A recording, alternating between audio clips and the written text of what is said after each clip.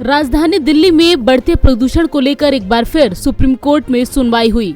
Supreme court ने प्रदूषण नियंत्रण को लेकर केंद्र के साथ ही संबंधित राज्यों के रुख पर भी नाराजगी जाहिर की है।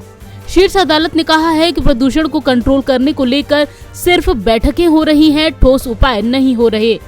कोर्ट में आज केंद्र और राज्य सरकारों की तरफ से हलफनामा दिया गया। शीर्ष अदालत ने इस मामले में सुनवाई को 24 तारीख के लिए टाल दिया है।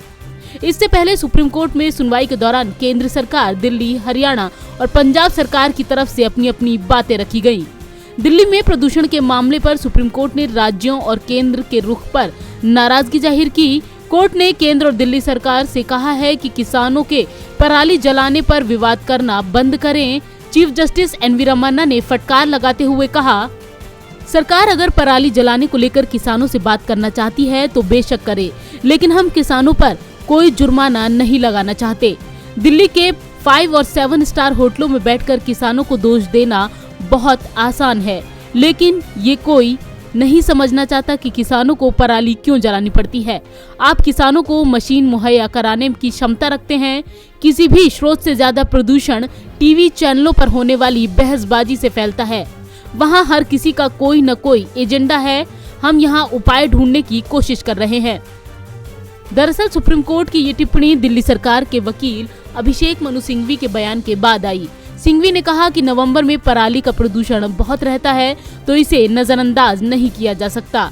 कानपुर आईआईटी ने हमें सुझाव दिया है कि इस पर नियंत्रण जरूरी है।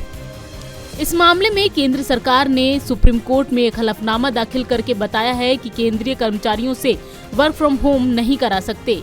इसके साथ ही ये भी बताया कि केंद्र सरकार जितने वाहनों का इस्तेमाल करती है वो दिल्ली एनसीआर के कुल वाहनों का एक बहुत ही छोटा हिस्सा है। इन वाहनों की आवाजाही रोकने से वायु प्रदूषण में कोई फर्क नहीं पड़ेगा।